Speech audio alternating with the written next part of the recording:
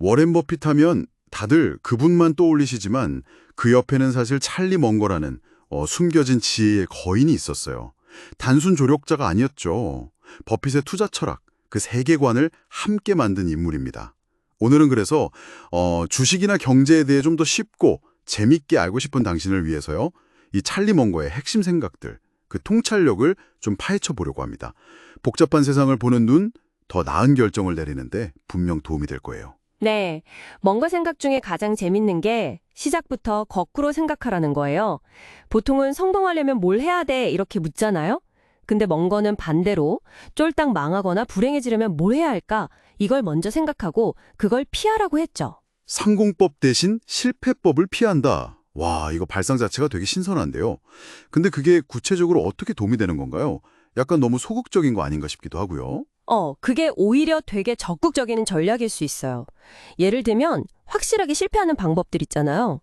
뭐 신뢰를 잃는 행동을 한다거나 남들 실수하는 거 보고도 나는 괜찮겠지 한다거나 좀 어렵다고 쉽게 포기하고 아니면 뭐 누가 봐도 아닌 생각에 계속 집착하고 이런 것들을 딱 정해놓고 이건 절대 하지 말아야지 하면 자연스럽게 더 나은 길로 가게 된다는 거죠. 아하. 투자에서도 똑같아요.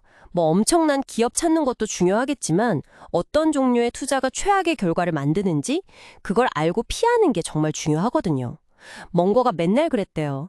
내가 어디서 죽을지 안다면 뭐 거긴 절대 안 가겠다고요. 아하, 그 말은 진짜 귀에 쏙쏙 들어오네요.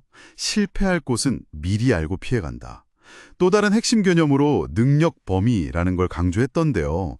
내가 뭘 알고 뭘 모르는지 그 경계선을 딱 아는 게 중요하단 말씀이시죠? 내 능력을 객관적으로 본다는 것 자체가요.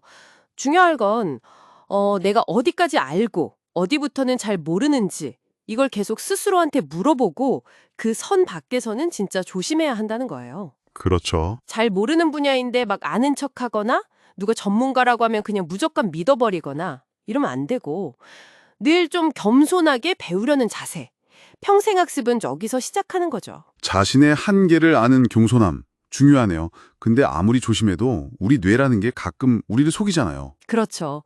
뭔가가 정리한 오판의 심리학, 그러니까 생각의 함정들이 꽤 많다고 들었어요. 어떤 걸 특히 조심해야 할까요? 정말 많은데 그중에서도 인센티브 편향은 빼놓을 수가 없어요. 사람은요, 생각보다 훨씬 강하게 이해관계, 그러니까 보상이나 벌칙의 영향을 받거든요. 그 페덱스 사례 유명하잖아요.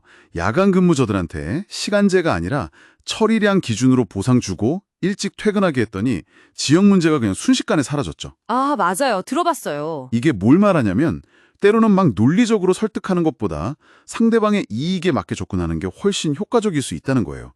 시장이나 기업 움직임을 볼 때도 그 뒤에 어떤 인센티브 구조가 있는지 보면 도움이 많이 되죠. 와, 보상 시스템 하나 바꿨는데 행동이 그렇게 극적으로 변하다니 신기하네요. 또 사람들이 자주 빠지는 함정으로 사회적 증거 효과도 있죠. 남들 하니까 그냥 따라하는 거예요. 주식 투자할 때 특히 나만 이거 안 사면 뒤처지는 거 아니야 이런 불안감에 막 휩쓸리는 경우 딱 그거 같아요. 네, 정확해요. 물론 다수를 따르는 게 편할 때가 있지만 자기 생각 없이 군중 심리에만 끌려다니면 위험하죠. 특히 시장 분위기가 막 뜨거울 때 남들 다 한다고 따라 들어가는 거 정말 조심해야 합니다. 여기에 과잉 확신 편향까지 더해지면 더 위험해요. 뭐냐면 내가 실제 아는 것보다 더 많이 안다고 믿거나 내 능력이 실제보다 더 뛰어나다고 생각하는 경향이에요.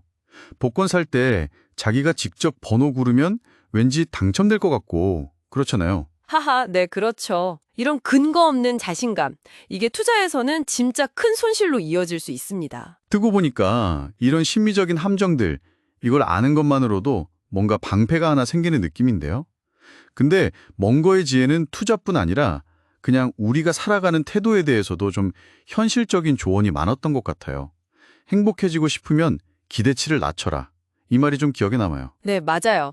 정말 현실적인 조언이죠. 삶에 대해서든 다른 사람에 대해서든 아니면 뭐 투자 결과에 대해서든 기대를 너무 높게 잡으면 실망하기 쉽잖아요. 기대치를 좀 현실적으로 맞추면 오히려 예상치 못한 좋은 일에 더 감사하게 되고 힘든 일이 닥쳐도 좀 더 평온하게 받아들일 수 있게 되죠. 마음의 평정심 같은 거군요. 그렇죠. 어떤 상황에서도 좀 흔들리지 않는 마음 상태, 스토아 철학하고도 좀 통하는 부분이 있어요. 변화에 좀 유연하게 적응하고 또 유머 감각 잃지 않는 거. 이것도 멍거가 되게 강조했어요. 결국 찰리 멍거가 우리에게 주는 교훈은 명확히 보이네요. 좀 다르게 생각하고 거꾸로도 생각해보고 내 한계를 냉정하게 알고 또 우리 마음속에 숨어있는 여러 가지 심리적 함정들을 계속 경계하라. 이런 거군요. 그리고 이 모든 것의 바탕에는 결국 자신을 아는 것이 깔려 있는 거죠.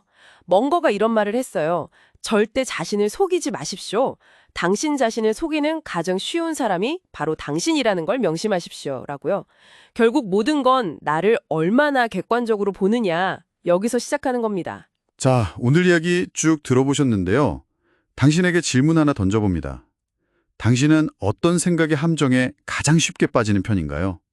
그리고 그 함정을 내가 의식하는 것이 앞으로 당신의 학습이나 투자 방식을 어떻게 변화시킬 수 있을까요? 한번 깊이 생각해 보시면 좋겠습니다.